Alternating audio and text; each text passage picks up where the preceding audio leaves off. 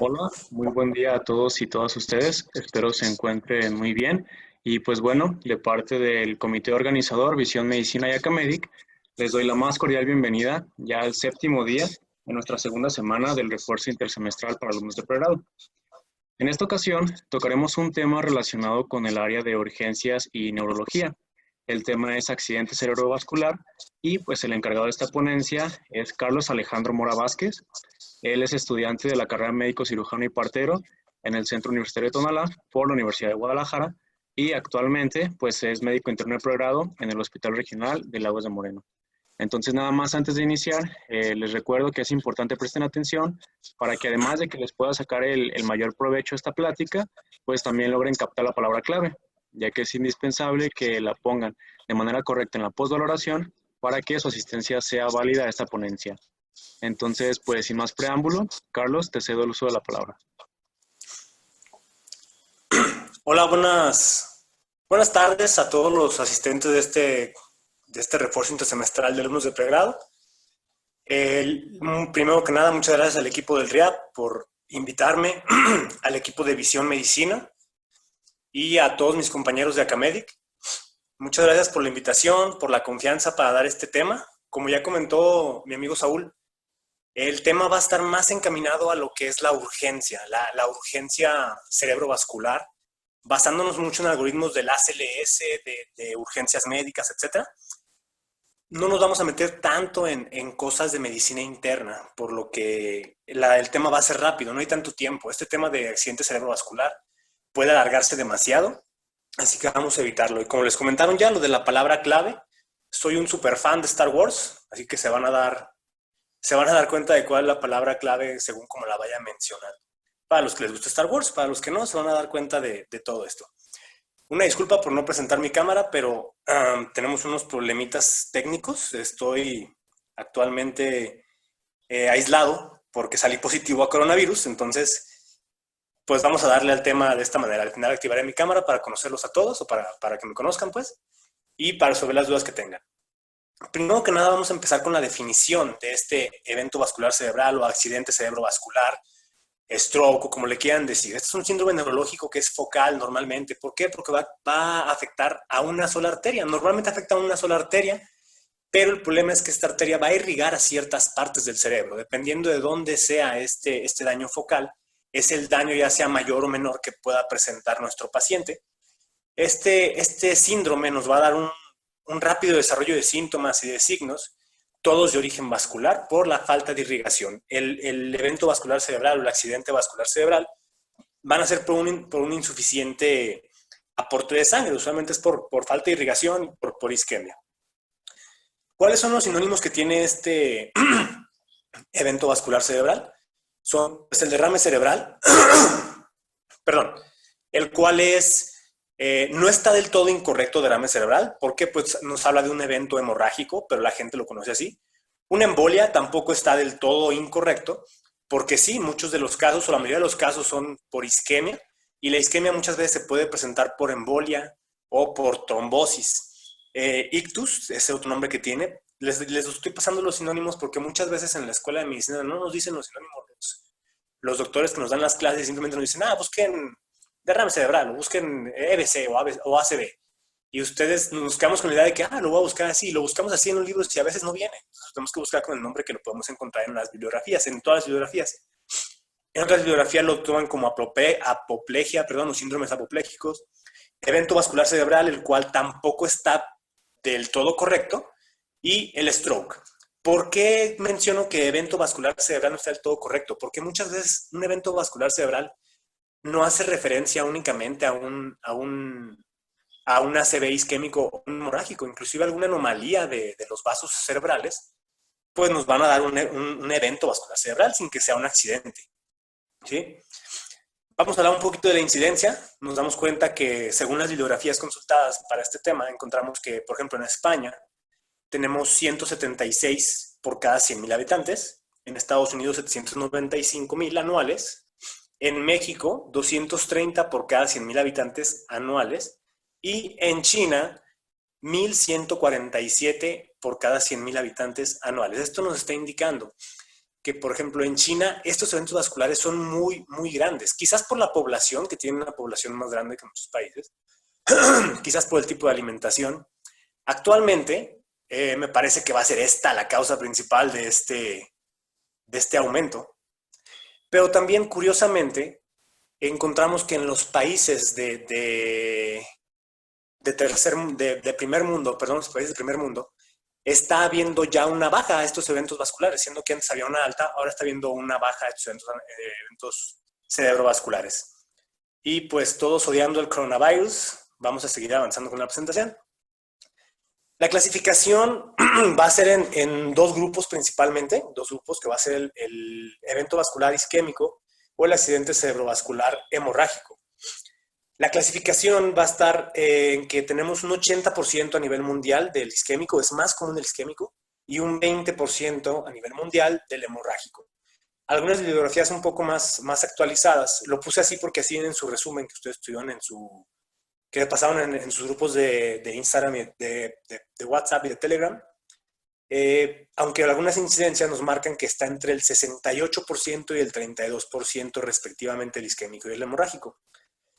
Este ACV isquémico va a tener una clasificación extra, la cual se va a dividir en tres grupos principales, que va a ser por trombosis, por embolismo o por una hipoperfusión sistémica. La trombosis sabemos que es una placa que está aumentando su grosor, una placa en un vaso, y que va a provocar que se ocluya la circulación en ese lugar. El embolismo es cuando una placa se puede romper o algún coágulo puede salir como un émbolo y que va a viajar hacia algún lugar de una vasculatura microvascular y la va a tapar. Y la hipoperfusión podría darse en casos de choque, en casos de traumatismo severo que nos provoque un choque hemorrágico, o hipovolémico, una baja de perfusión. En estos tipos de casos pues ya tendríamos que proceder a intubar, pero ese no es tema, entonces eso no lo vamos a brincar. Su clasificación de este ACV isquémico se va a dividir en estos grupos, que es aterosclerótico o de gran vaso, un grupo que es el cardioembólico, el grupo arteriosclerótico de pequeño vaso, o también conocido como el lacunar, por hipoperfusión sistémica, que es una clasificación mayor, y por una causa indeterminada. Cuando hablamos de una causa indeterminada vamos a hacer referencia a que tiene más de una causa y no sabemos obviamente cuál fue la que detonó a formar este accidente cerebrovascular, pero el paciente tiene varias causas comorbilidades para poder desarrollar este ACV isquémico. Y el ACV hemorrágico tiene dos principales grupos, que es la hemorragia intracerebral, intraparenquimatosa, o la hemorragia subaracnoidea. Cada uno va a tener su diferente tipo de sintomatología y su diferente tipo de tratamiento. Hablando acerca del accidente cerebrovascular, tenemos que tomar en cuenta que podemos presentar un accidente cerebrovascular en proceso, un accidente cerebrovascular definido o un ataque isquémico transitorio. ¿Por qué hablamos de un ataque isquémico transitorio o cuándo hablamos de un ataque isquémico transitorio? Hablamos de ello cuando tenemos a un paciente que va a presentar estos signos y síntomas en una progresión de menos de 24 horas. Cuando hablamos de un EBC establecido o de un ACV establecido, estamos hablando de un paciente que ya tiene más de 24 horas con los síntomas. Además de que en el ataque isquémico transitorio, si vemos aquí las características de este ataque isquémico transitorio, dura menos de 24 horas generalmente este ataque y generalmente los signos van a durar menos de una hora. Si duran más de una hora los signos o están en progresión, sabemos que es un ACV o que ya es un ACV en proceso. Normalmente este ataque isquémico transitorio no nos va a dejar ninguna secuela, es muy raro que deje secuelas. Y cuando se le hace un estudio de imagen, una tomografía computarizada de cráneo o una resonancia magnética, no se alcanza a ver ningún dato de infarto ni algún daño por la falta de irrigación. El único problema es que este ataque isquémico transitorio hay que saberlo diagnosticar muy bien, porque si llegan con nosotros un paciente el cual nos está mencionando características de un ataque isquémico transitorio, lo primero que vamos a pensar va a ser, bueno, me ha pasado ver familiares que le dicen, es por estrés, es por estrés, es por estrés. O traes esto, sí, no digo que no sea eso, puede ser una causa, el estrés que puede causar alguna sintomatología del tipo del ataque isquémico transitorio. Pero realmente, pues, aquí hay un severo problema, porque tenemos una pequeña tabla que se llama la tabla ABCD2, la cual nos va a hablar del riesgo para poder tener un ictus posterior a un ataque isquémico transitorio. Pero ¿cuál es la clínica de este ataque isquémico transitorio? Más de algún familiar, amigo, conocido o persona les han de haber dicho alguna vez, pues tuve estos signos y síntomas y me siento raro. ¿Cuáles serían? La amaurosis fugaz, trastornos motores contralaterales, es decir, que de un lado del cuerpo puedan tener hemiplegia, hemiparesia, hemianestesia, o inclusive hipersensibilidad. Afasias del tipo mecánica o de Wernicke, y una hemianopsia. Si alguno de estos términos no los conocen muy bien, al final de la presentación pueden hacer las preguntas y los vamos a ir contestando. Así nomás para completarlo rápido. La amaurosis fugaz es una pérdida súbita de la visión, y la hemianopsia es cuando perdemos parte del campo visual. Es decir, como si nos pusieran unas caretas como las que tienen los caballos de las calandrias y no nos permita ver para los lados. Ahora sí, ¿cuál es esta escala ABCD2? Esta escala ABCD2 nos va a hablar del riesgo de un ictus posterior a un ataque isquémico transitorio, en la cual vamos a hablar acerca de, primeramente, la edad, age. Un paciente mayor de 60 años va a tener un punto si tiene un ataque isquémico transitorio. La presión arterial al ingreso al servicio de urgencias o al momento de que le tomamos los signos y síntomas, que sea igual o mayor a 140/90. Que las manifestaciones clínicas tengan alteración en el lenguaje, pero que no haya paresia o que haya paresia unilateral. Si hay paresia unilateral va a haber 2 puntos, si hay únicamente alteración del lenguaje va a haber 1 punto nada más. La duración, que la duración tenga menos de 1 hora y más de 10 minutos, nos va a dar 1 punto. Si las manifestaciones tienen más de 1 hora, nos va a dar 2 puntos. Y en la siguiente D, porque acuérdense que es ABCD2, nos va a hablar acerca de diabetes mellitus. Si el paciente es un paciente con diabetes mellitus, es decir, casi yo creo que el 80% de la población mexicana hipertensiva diabética, pues desde aquí podemos pensar que casi todos nuestros pacientes que lleguen con un ataque isquémico transitorio, desde ahorita les vamos a dar la D, casi a todos. Y en especial viendo sus comorbilidades, por ejemplo, tamaño, peso, dislipidemia, etcétera, ¿no? Historia natural de la enfermedad. ¿Cuál es el total de puntos que nos da esta escala ABCD2? 7 puntos en total, 0 es lo mínimo, pero pues, bueno, más bien 1 sería lo mínimo, a menos que no cumpla con ninguno de tus criterios. Y aquí viene la parte interesante, el riesgo de sufrir un evento vascular cerebral a los 2 días, a los 7 días o a los 90 días. Si nuestro paciente tiene de 1 a 3 puntos en total, respectivamente va a tener 1%, 1.2 y 3.1% de tener un EBC en los subsecuentes 2, 7 o 90 días. Si nuestro paciente tiene de 4 a 5, va a ir aumentando esta probabilidad hasta que a 90 días pueda tener un 9.8 de probabilidad. Si nuestro paciente tiene 6 o 7, es decir, un paciente que esté presentando todas estas comorbilidades, tenemos un porcentaje de 17.8%. Parece que no es alto. Parece ser que no es alto el porcentaje de poder tener un ictus posterior al ataque isquémico transitorio, pero la manera de prevenirlo sería con una prevención primaria, valga la redundancia, una prevención de todas las comorbilidades de este ataque isquémico transitorio para que no pueda desarrollar a un EBC posteriormente. ¿Cuáles serían estas? Pues controlar las dislipidemias, controlar la presión arterial, controlar los procesos cardíacos, la taquicardia. Hay procesos que no podemos controlar. Por ejemplo, si a nuestro paciente le dio un infarto hace, no sé, 4 semanas aproximadamente, eso es una probabilidad de que nos pueda dar una causa cardioembólica. Es decir, esto no lo vamos a poder controlar. Él ya tuvo el infarto, no podemos evitarlo, pero puede proporcionarnos a que nos dé una causa cardioembólica de un EBC, que son algunas de las causas que comentábamos en la diapositiva de atrás. Ahora vamos a hablar un poquito de la fisiopatología. Como les digo, nos vamos a enfocar más en las urgencias que en la medicina interna, pero de manera rápida vamos a hablar de algunas partes de la fisiopatología. ¿Qué es lo que sucede principalmente cuando tenemos este ACV isquémico o ACV hemorrágico? Pues lo primero que va a pasar va a ser que va a haber una falta de flujo cerebral, ya sea en cualquiera de los dos, en uno porque se rompe el vaso, en otro porque se tapa el vaso. Entonces, ¿qué es lo que pasa? Que el metabolismo de nuestro cerebro va a cambiar de una manera acelerada, va a cambiar el potencial de membrana de todas las células cerebrales. Sabemos que el potencial de membrana aproximado de una neurona está en menos 70. Entonces va a cambiar. ¿Por qué? Porque va a haber un aumento del ingreso de sodio y de calcio al líquido intracelular y el potasio va a estar saliendo. Entonces el potencial de membrana intracelular va a cambiar. Por eso van a pasar diferentes procesos en la clínica del paciente.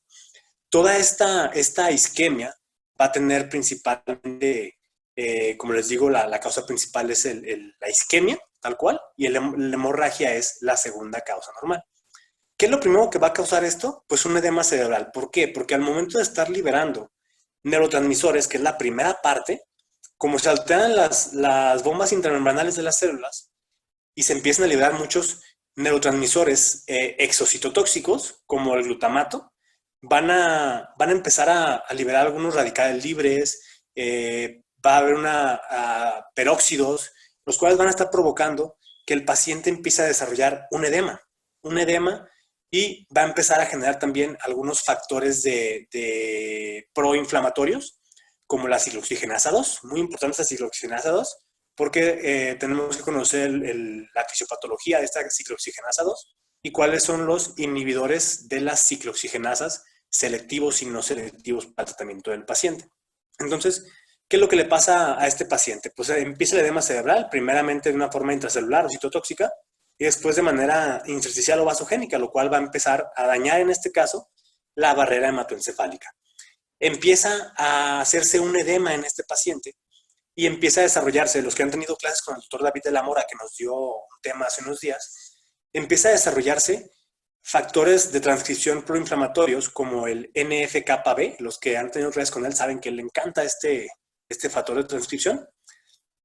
Entonces el cuerpo, desgraciadamente, aunque todos digamos que el cuerpo es muy inteligente, que se protege y todo eso, sabemos que el cuerpo no es tan inteligente como creemos. El cuerpo muchas veces se hace daño a sí mismo en su afán de protegerse, se llega a hacer daño.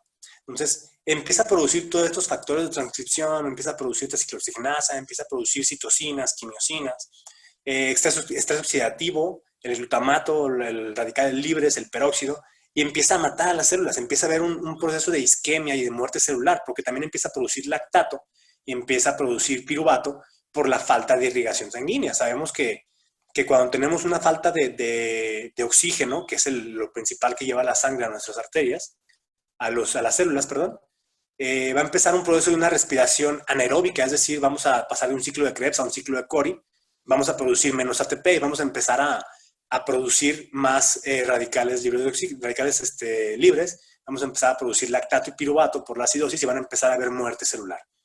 Entonces, hablando así de una manera más práctica, si le quieren tomar captura de pantalla esto, una foto, lo que sea, esta es teóricamente la forma en la que pasa esto que les acabo de explicar. Básicamente, una oclusión arterial, ya sea por isquemia o por trombosis, va a empezar a causar una liberación de glutamato, receptores de glutamato, sodio y calcio van a empezar a entrar, va a salir el potasio, va a cambiar el potencial de membrana. ¿Qué es lo que hace el cuerpo en parte para defenderse? Va a empezar a producir citocinas antiinflamatorias como la interleucina 10, pero pues no va a ser suficiente. Entonces todo esto va a ser un proceso de una cascada de eventos que nos van a llevar a que el paciente empiece a presentar los síndromes o los síntomas de un ACV, que van a ser totalmente neurológicos. Cambios en el estado de conciencia, falta de movilidad de alguna parte, problemas del habla, etc. ¿Cuál es la clínica principal de estos ACV? Vamos a hablarlo primeramente de manera general. No comentamos al principio de la presentación, aparte de ser estudiante de medicina, médico interno de pregrado, soy paramédico y soy...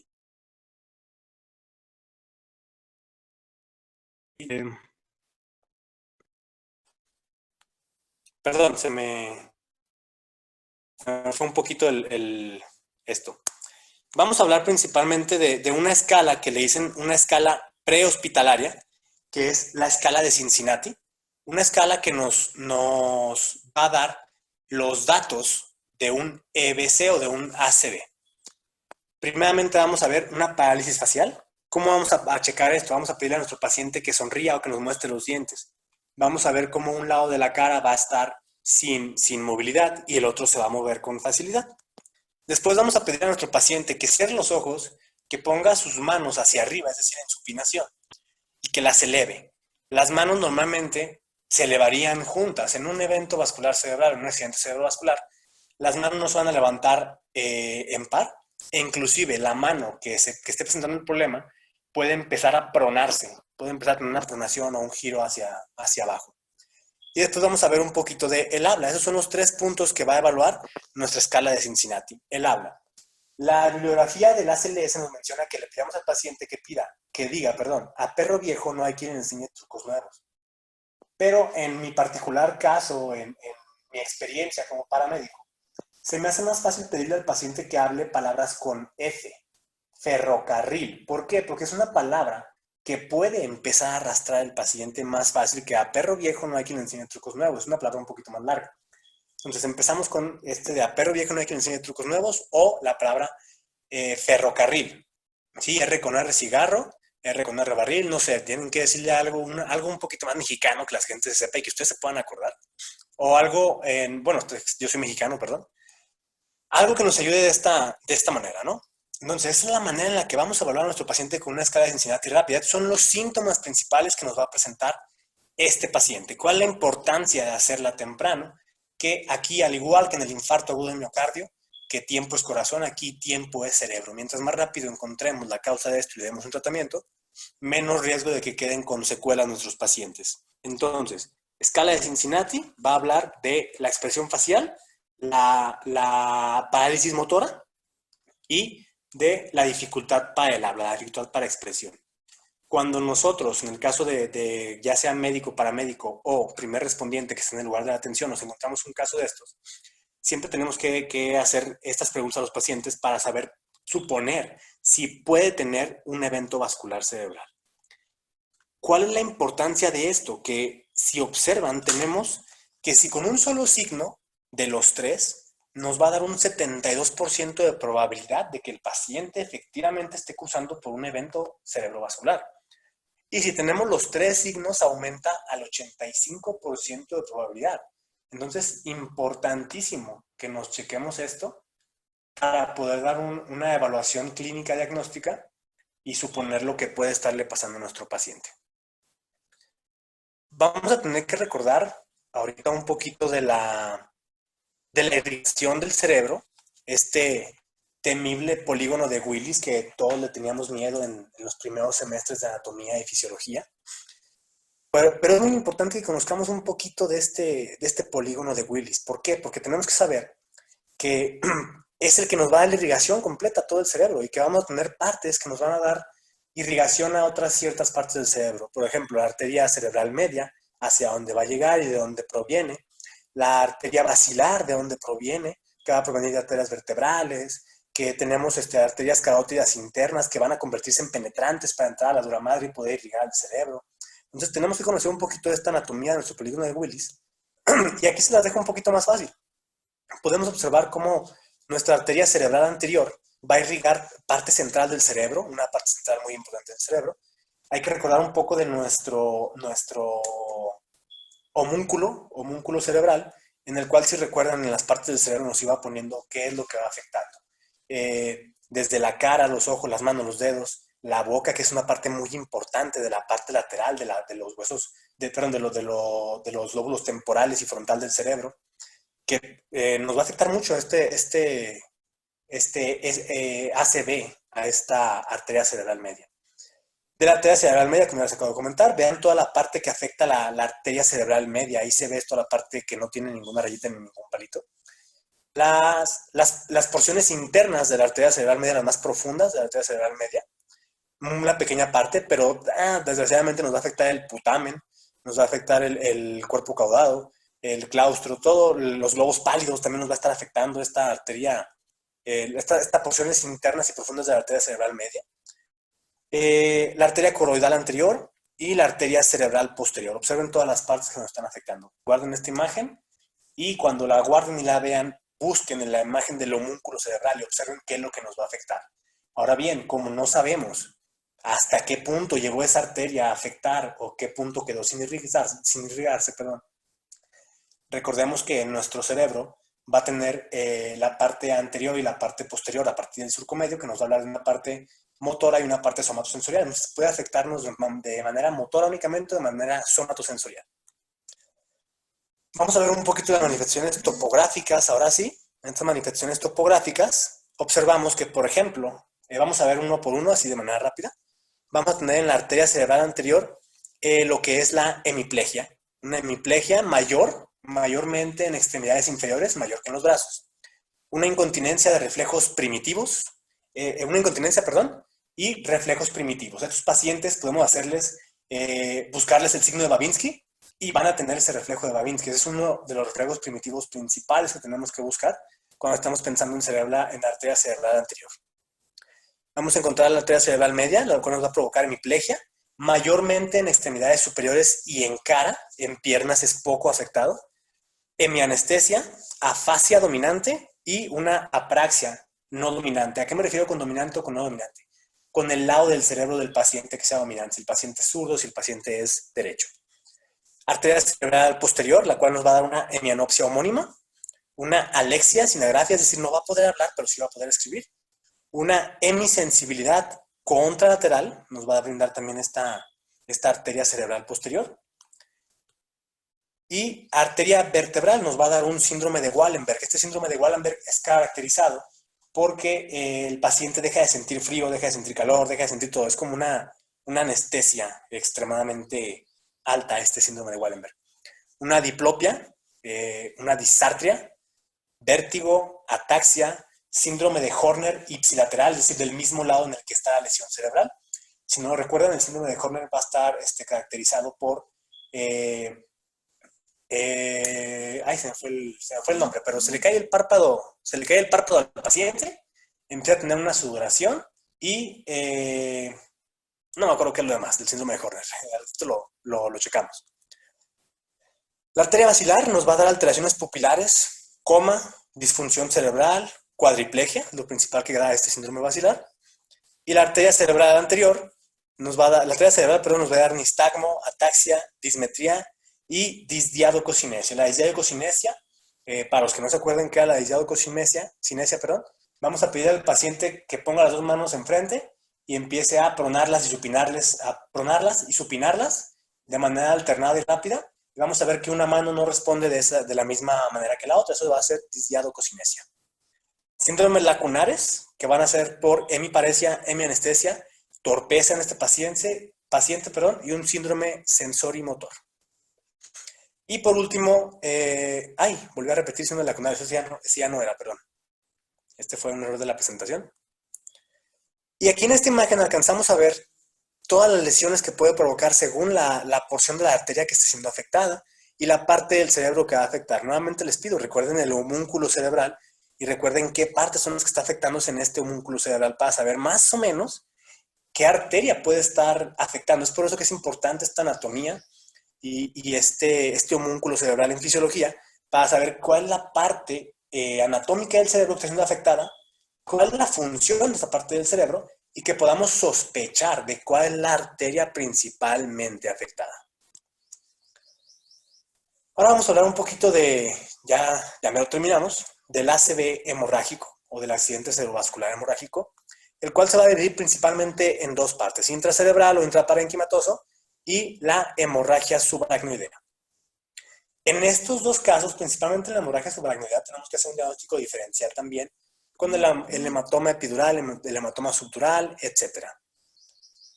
Vamos a ver que la principal causa de estos accidentes cerebrovasculares va a ser la hipertensión, el trauma o una angiopatía amiloide. Son de las principales causas que tenemos en estos eventos vasculares cerebrales del tipo hemorrágico.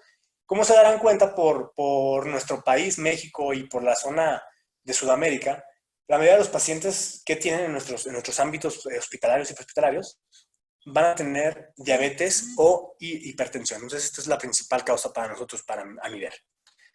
¿Cuáles son los síntomas asociados a estos ACV hemorrágicos y arterias principales? Van a ser, por ejemplo, síndromes lobares asociados a crisis convulsivas, muy raros, pero pueden presentarse. Síndromes del putamen, que van a ser, se van a alcanzar a ver porque tenemos un paciente con hemiplegia contralateral y hemianopsia. cerebrales, que van a ser náusea, vómito, ataxia y coma, y de la protuberancia, que nos van a dar coma, cuadriplegia, alteración de movimientos oculares horizontales y pupilas puntiformes. ¿Cuál es el problema? Que en un evento vascular cerebral tipo isquémico puede haber también datos de un evento tipo hemorrágico. Entonces, ¿cuál va a ser la distinción? Por los estudios diagnósticos que nos van a decir que tiene. La única diferencia va a ser que en la hemorragia subaracnoidea, ahí sí va a haber más diferencia de los signos a comparación de la intracerebral. La intracerebral se puede llegar a confundir con el ictus isquémico. Entonces, empezamos con síntomas o síntomas prodrómicos en esta hemorragia subaracnoidea, los cuales nos van a orientar a la existencia de un aneurisma. Cualquier síntoma que nos dé datos de un aneurisma, una hipertensión intracraneal, ¿cómo se llama? Una fascia de Wernicke o una fascia del área de Broca, nos pueden indicar algún aneurisma. O pensar en algún dato de hipertensión natural del paciente que nos puede provocar eso, porque como sabemos, los aneurismas son daño en la capa vascular de las arterias que van a generar que se hernie, o como yo lo distinguía, como yo lo mencionaba, era que aparentemente está embarazada la arteria y se infla una bolita, ¿no? ¿Cuáles son los síntomas más comunes de una hemorragia subaracnoidea? La cefalea, la náusea, el vómito, la fotofobia y la rigidez de nuca, que puedo no tener signo de Kernig y de Brudinsky, puedo no tenerlos, estos signos, esta rigidez de nuca, pero sí llega a tener esa rigidez de nuca. Hay que tratar de no confundirlo con datos de meningitis. ¿Qué tenemos que darnos cuenta para poder diagnosticar una hemorragia subaracnoidea a comparación de una hemorragia intracerebral? Que la mayoría de los casos de la hemorragia subaracnoidea puede ser por hipertensión. Entonces necesitaríamos encontrar una triada, que es una triada común, no mucha gente la conoce, pero es una triada común para mí, que se llama triada de Cushing, la cual nos va a hablar de que si nuestro paciente presenta hipertensión, primer punto, una bradicardia y una alteración de los patrones respiratorios, principalmente tendiente a la bradipnea, vamos a encontrar que nuestro paciente puede estar presentando una hipertensión intracraneal. Aunque también en medicina sabemos que existe la triada clásica de la hipertensión, que va a hacer que nuestro paciente tenga cefalea principalmente, papiledema en segundo lugar, y vómito en proyectil. Puede presentarse en cualquier orden. Yo los puse así porque se veía más bonito en la presentación. Entonces, nuestro paciente puede presentar esto. ¿Cuál es el problema de la triada clásica? Que, por ejemplo, yo creo que todos hemos batallado con buscar el papiledema y el fondo de ojo, y que a veces el lugar donde estamos dando la consulta, en lugar de urgencias, no tenemos un área óptima para buscar el fondo de ojo. Entonces hay que basarnos en los demás síntomas y signos. Cefalea, vómito en proyectil, si es que presenta. El vómito en proyectil se va a presentar principalmente en hemorragias intracerebrales que afecten el putamen. Puede presentarse ahí. Una compresión del putamen puede desarrollar un vómito en proyectil. Pero es más común que el vómito en proyectil se presente en el trauma. Entonces podemos suponer que si en un trauma un paciente presenta un vómito en proyectil, puede que tenga una hemorragia subaracnoidea o quizás algún otro tipo de trauma intracraneal, como por ejemplo un hematoma subdural o un hematoma epidural. Pero todo lo demás también puede presentarlo. Pueden presentar también fotofobia. No sé si se fijan, son todos estos datos de un aumento de la presión intracraneal. Entonces tenemos que sospechar si el paciente puede tener todo este tipo de datos, ¿no? ¿Cómo vamos a estadificar hemorragia subaracnoidea, que es la que nos mencionan las bibliografías? Mediante la escala de Hunt y Hess. Esta escala nos va a dar un cuadro clínico y una numeración para decir qué tan grave es esta hemorragia subaracnoidea. Empezando con que si es asintomático, tiene una cefalea mínima, una ligera rigidez de nuca, pues nos da un punto, y ahí tenemos una sospecha de un punto de que pueda tener una hemorragia subaracnoidea según el resto de la clínica. Una cefalea de moderada a grave, una rigidez de nuca, que tenga un déficit neurológico, pero que solamente sea por parálisis de nervios craneales. ¿Por qué? Porque la hemorragia subaracnoidea muchas veces nos va a dar parálisis del tercero o del cuarto nervio craneal. Ya saben cuáles son los nervios craneales y qué nos va a dar, ¿sí? Que puede ser el movimiento ocular de los ojos. Ese tipo de parálisis nos puede dar hemorragia subaracnoidea. Confusión, una confusión regular, déficit neurológico focal leve, también nos da otros 3 puntos. Y estupor, hemiparesia moderada a grave, nos da 4 puntos. Y si el paciente ya está en coma o una postura de descerebración, que es con los brazos extendidos hacia afuera, decorticar es brazos hacia adentro, descerebrar es brazos hacia afuera. En la escala de coma de Glasgow lo vemos en la parte motora, cuando decimos flexión anormal y extensión anormal. Eso sería parte de nuestra evaluación también, una escala de Coman de Glasgow. Ahora, ¿cómo hacemos el diagnóstico? Muy importante para el diagnóstico. Nos mencionan todas las guías en la parte de urgencias que tiene que ser un diagnóstico rápido y certero, ¿sí? ¿Por qué rápido y certero? Porque tenemos que dar un tratamiento lo más oportuno posible. Nuevamente, repito, esto es, tiempo es cerebro. Todo el tiempo es cerebro, y mientras más rápido atendamos a nuestro paciente, mayor probabilidad va a tener de no tener complicaciones. Mencionan las guías esta escala NIHSS de la National Institute Heart Stroke, no me acuerdo cómo se llamaba, el cual nos va a mencionar algunas puntuaciones, el ítem, la puntuación, la exploración, cómo se debe hacer y qué punto les vamos a dar. Nos va a dar ciertos puntajes. Estos puntajes que nos da es que si la severidad de este EBC, hemorrágico isquémico, es del 0 a 7, pues, es leve cuando tiene de 0 a 7 puntos, moderado de 8 a 13, severo de 14 a 21, y cuando es muy severo hablamos de uno mayor a 22 y hasta 42 puntos, que es el máximo. Ahora, si se fijan, el porcentaje de pacientes que tienen estos signos y síntomas es bastante alto. Esta escala de la NIHSS, es rápida de realizar. Si pueden observar, estamos hablando de nivel de conciencia. Desde que llega nuestro paciente ya tenemos que saber que tenemos que hacer una escala de Coman de Glasgow. Entonces aquí entran varios de esos puntos. Nivel de conciencia, ojos abiertos, estupor, o coma superficial o coma profundo.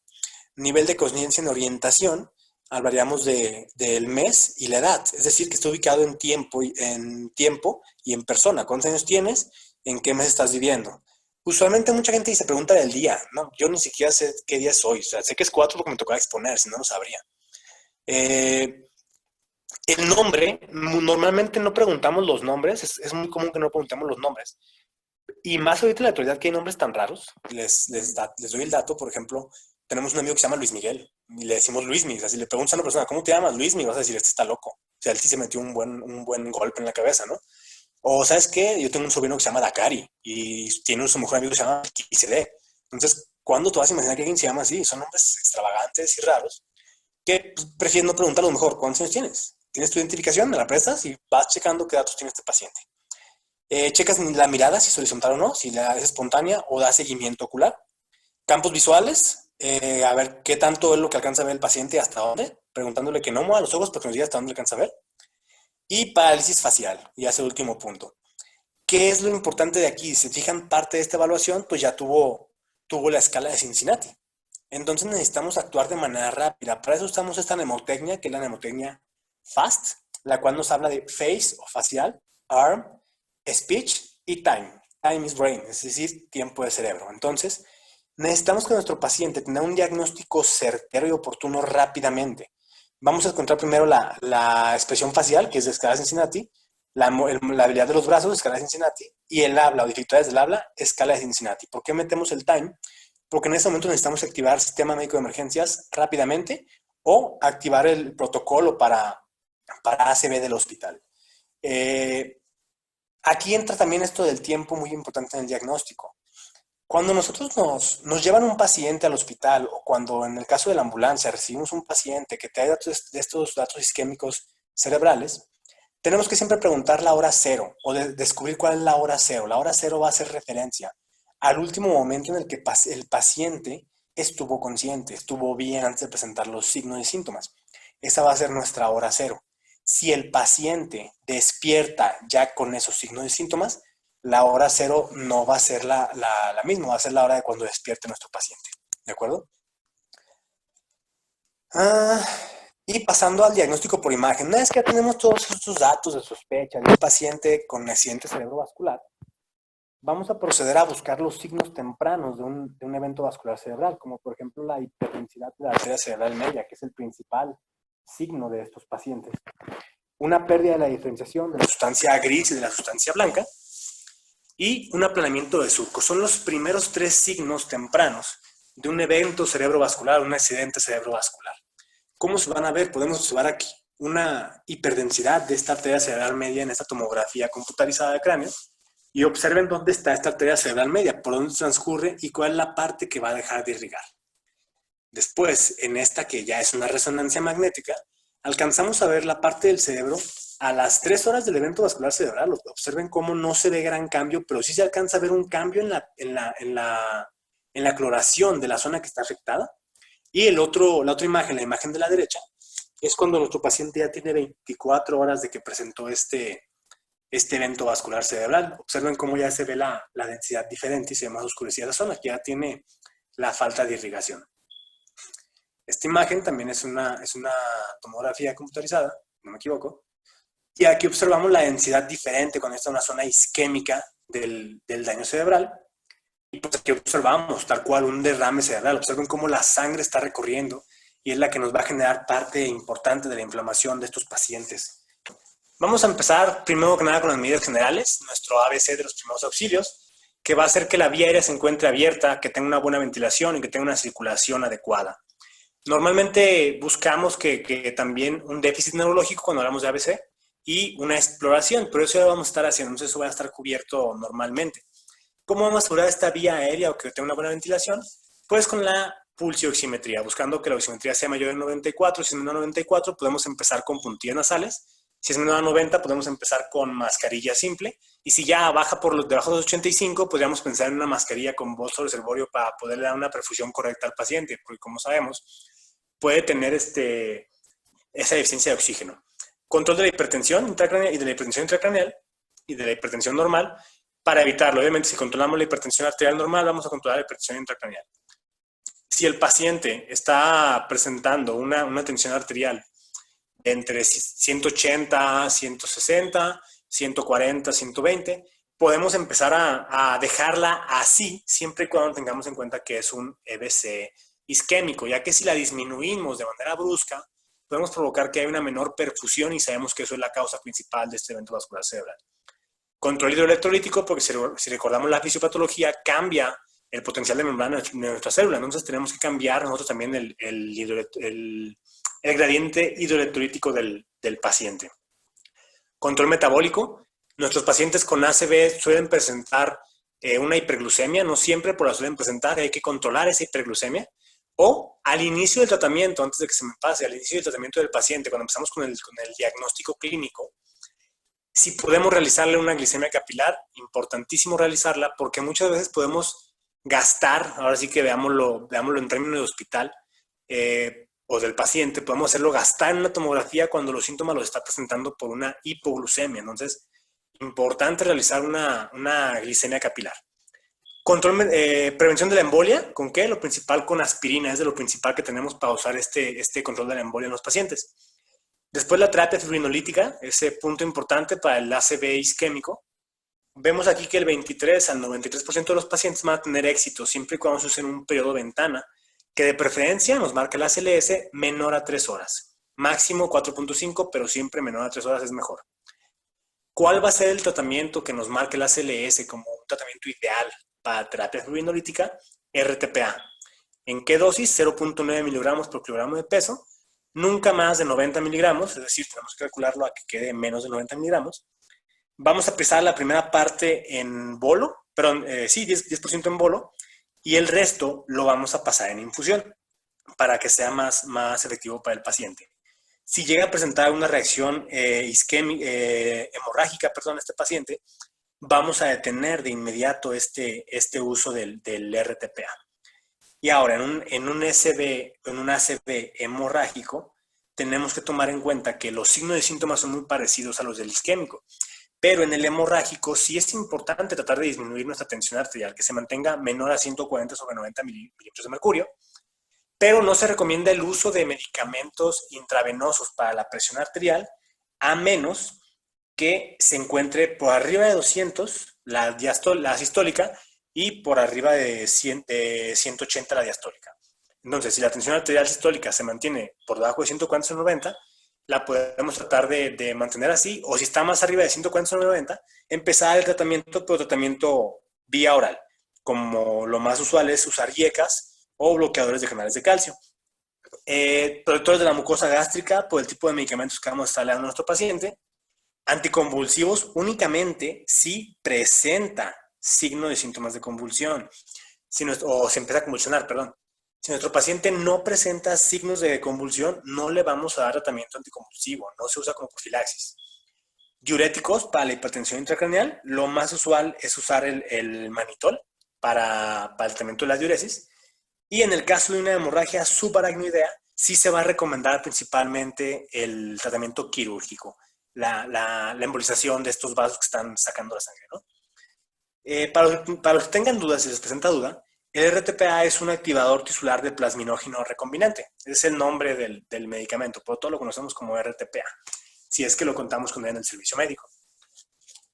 ¿Cuáles son los criterios de inclusión y los criterios de exclusión de este tratamiento fibrinolítico? Pues primero que nada, en la inclusión, que haya un diagnóstico de ACV isquémico y que tenga un déficit neurológico medible, ya sea de preferencia con la escala NIHSS. Que el comienzo de los síntomas sea menor a 3 horas para poder iniciar el tratamiento, o máximo 4.5, y que la edad sea mayor de 18 años. En los criterios de exclusión tenemos el trauma craneoencefálico, ese no se va a realizar este tratamiento fibrinolítico, ni cuando nuestro paciente tiene un ACV previo de 3 meses o un infarto reciente. Que tenga síntomas sugerentes de una hemorragia subaracnoidea, tampoco lo vamos a usar. Cirugía mayor en los últimos 14 días. Hipertensión arterial, ya dijimos, mayor a 185 o 110 de la diastólica. Una glicemia capilar menor a 50 o mayor a 400. Ya me comenté el infarto. Tiempos, la TP mayor a 15 segundos. Una plaquetopenia menor a 100,000. Un paciente mayor a 80 años. Difícil que lleguemos a ver un paciente de esa edad, pero un mayor a 80 años. O que el ACV tenga una puntuación mayor a 25 según la escala NIHSS. Uso de anticoagulantes orales independientes, así que el paciente use ya de cajón anticoagulantes normalmente, tampoco. Y en caso de, ya dijimos, diabetes mellitus o un ACV previo. En este caso, ¿cómo vamos a saber todos estos datos? Vamos a utilizar algo que nosotros conocemos, o al menos yo lo conozco en el hospitalario, como el sample. Una entrevista médica rápida y efectiva para poder tener una historia clínica rápida en el servicio de urgencias. Este sample se va a dividir en esta manera. S de signos y síntomas, A de alergias a medicamentos o algún otro alimento, medicamentos que usa previamente el paciente, patologías previas, ya dijimos cuáles son las que nos importan, la última comida o en el caso del ACV, la última hora a la que se le vio normal al paciente y el evento asociado previo. ¿Qué evento desencadenó esto? Porque muchas veces las hemorragias intraparenquimatosas o las hemorragias subaracnoideas se van a dar después de un esfuerzo, empezando con una cefalea muy brusca, ambos tipos de hemorragias, principalmente la subaracnoidea. La intraparenquimatosa es más común que se parezca al isquémico. ¿Y qué es lo que tenemos que hacer? Una evaluación general inmediata. Ya dijimos, escala de Cincinnati y escala de NIHSS, sample, una evaluación neurológica inmediata, igual con el NHISS, escala de coma de Glasgow, exploración de nervios craneales. Lo más importante, una adquisición de un ataque craneal, 25 minutos, máximo 25 minutos después de que empezaron los síntomas. Hay veces que pasa más tiempo, por lo ideal que sea, lo ideal es que sea dentro de los 25 minutos. Una interpretación de esta misma TAC y administración de tratamiento fibrinolítico siempre y cuando se cuente con los criterios de inclusión y que no tenga criterios de exclusión. Un tratamiento endovascular para controlar los signos y síntomas que estén apareciendo y pues vamos a ingresar a nuestro paciente a una cama que esté monitorizada. Esa sería nuestra forma de evaluar a nuestro paciente o de atenderlo en el servicio de urgencias. Y pues ya con eso sería todo lo que vamos a ver de esta plática de evento vascular cerebral. Una disculpas por las feas técnicas, pero así es esto. Entonces, como les decía, yo soy un gran fan de Star Wars, así que vamos a ver nuestra palabra clave en este momento. La palabra es fuerza. Espero que todos sigan estudiando, que todos tengan el valor de terminar la carrera y de poderla ejercer de una manera honorable. Y pues que la fuerza los acompañe a todos, todo el tiempo, que la fuerza esté con ustedes. Y vamos a seguir avanzando en esta hermosa carrera de medicina. Los invito también a que chequen nuestras páginas de Facebook, Visión Medicina, Acamédic Oficial, CUMEC, una página de nuestro congreso, que chequen esta revista científica, la Acta de Ciencia en Salud, una revista científica de la UDG, principalmente de Cutunala, que va a tener una edición 2020 de conmemoración a nuestro Congreso de Urgencias Médicas Quirúrgicas, que realizamos año con año. También que sigan a las páginas de Instagram, Visión Medicina, como Urgencias, Acamédic Oficial.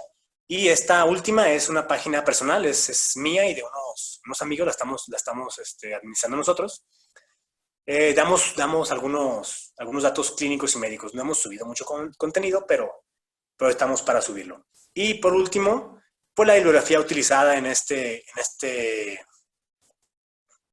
apartado. Me faltó únicamente uno, que es el manual MIP. Les comparto el link en sus grupos de WhatsApp y de Telegram. Les mando el link para que lo puedan descargar directamente de mi Drive en todas partes donde nos estén escuchando. Y pues ya sería ahora sí todo de mi parte. Si tienen alguna duda, pues vamos a responderlas ahorita todas. Muchas gracias, Carlos. A pesar de las dificultades técnicas, pues creo que fue una muy buena ponencia. Si quieres, voy a compartir pantalla para que puedas mostrar tu rostro al público. Sí. Y pues bueno, en efecto sí nos alcanzaron a mandar algunas preguntas. La primera pregunta que nos hicieron llegar fue: ¿la triada clásica se da por una consecuencia de una hipertensión intracraneana? Normalmente sí. Nuestra triada clásica de la hipertensión intracraneal va a ser por consecuencia de una causa principalmente vascular. Si observan el papiledema, dato de una hipertensión arterial sistémica constante, es una hipertensión arterial crónica. Entonces, nos está hablando de que esa hipertensión arterial crónica está ya afectando vasos cerebrales y está provocando que nuestro paciente tenga una hipertensión intracraneal. El vómito en proyectil es un dato de un aumento de la tensión arterial intracraneal brusco. ¿Por qué? Porque al momento de que se comprime el cerebro, va a comprimir el putamen o va a hacer que el cerebro baje, y en el agujero magno, que es por donde sale nuestra médula espinal, se atore el bulbo raquídeo. El bulbo raquídeo, al atorarse, va a provocar que el sistema autónomo del cuerpo reaccione y diga: espérate, algo nos está impidiendo respirar, vomita, avienta algo, evita que la secreción llegue a tu vía aérea. Y nos avientan un vómito en forma de proyectil, y es lo que sucede. Y por último, la cefalea. Pues vamos a notar que es una cefalea hipertensiva, que es una cefalea, no es una cefalea tipo migrañosa, es una cefalea que es por todo el cerebro y llega hasta la parte de la nuca. Muy bien, muchas gracias. La segunda pregunta es: ¿cómo diferenció el cuadro clínico de un ataque cerebrovascular de una hemorragia subaracnoidea y meningitis? Lo principal va a ser que, pues, si tiene meningitis, el paciente va a tener fiebre. Entonces, si tiene fiebre, pues ya podemos suponer que puede ser una meningitis. Y tuvo una infección previa. Hay que preguntar siempre, pues es el sample, enfermedades previas o patologías. Y nuestra historia clínica, muy importante, siempre la historia clínica nos va a dar datos importantísimos para el diagnóstico, que a veces no nos damos cuenta hasta que nos los dicen. Es común que a veces pase de que, ay, mi niño tiene esto, tiene aquello. En servicio de pedia, de urgencias pedia, pues suele pasar que lleguen y: mi niño trae esto y le pasó esto y tiene esto y esto y aquello. Y lo revisas y dices: ay, pues puede traer tal enfermedad. Un ejemplo, crecimiento normal de la cabeza, ay, se me fue el nombre, una hidrocefalia. Y después te das cuenta que la mamá no te dijo que se le cayó hace 3 días o 4 días y que trae una fractura de cráneo. Entonces es importantísimo esa historia clínica y preguntar. Entonces, ¿qué datos nos van a dar? Datos de un EBC isquémico. Los primeros datos, que son la triada de Cincinnati, no nos hablan directamente de un EBC isquémico o hemorrágico, nos hablan de un EBC, cualquiera de los tres. Pero si el paciente, por ejemplo, nos está presentando signos de hipertensión intracraneal, podemos suponer que va a ser hemorrágico tipo subaracnoideo. Porque, como les comentaba, cuando hablamos de un EBC isquémico y de un EBC tipo hemorrágico intraparenquimatoso o intracerebral, los datos son muy difíciles de diferenciar. No hay tanta forma de diferenciarlos, y es más fácil que diferenciemos la hemorragia subaracnoidea de los otros dos tipos. Ya lo demás lo podríamos suponer más bien qué vaso es el afectado según qué dato me está dando del homúnculo cerebral. Es lo que podemos saber más fácilmente. Ok, muy bien. Y pues la última pregunta es acerca de: ¿es recomendable usar soluciones hipertónicas en el tratamiento de líquidos para reducir o evitar el edema cerebral, o es mejor utilizar manitol? sí hay guías que nos recomiendan el uso de soluciones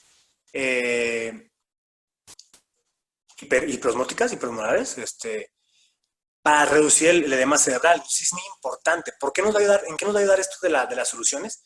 En que al aumentar el volumen osmolar del paciente va a disminuir. Aquí más bien entra qué tienes en tu hospital. Digo, hablándotelo como estudiante de medicina, como médico interno y como paramédico, cuenta mucho que tengas. Si no tienes nada más para usar más que una sonda, métele la sonda y métele líquidos y métele furosemida. Si ya no tienes nada más, métele furosemida. Dos ámpulas de furosemida para hacerlo, que haga el baño al paciente y que disminuya su volumen. Y empiece a disminuir la presión arterial y obviamente la presión intracraneal. Ok, pues me parece que eran todas las preguntas que nos hicieron llegar. De igual manera, una vez más, muchísimas gracias, Carlos, por haberte tomado tu tiempo, compartir conocimiento con nosotros y pues haber contestado estas preguntas que fueron surgiendo. De igual manera, pedimos una disculpa de nuevo por las fallas técnicas que se presentaron, pero pues bueno, espero sigan teniendo un excelente día. Sin más que agregar, los esperamos en la siguiente ponencia del día de hoy, que es a las 7 p.m. Sí, el tema a abordar será sífilis y pues espero tengan un bonito día. Muchas gracias. Muchas gracias a todos, nos vemos y que tengan un buen día.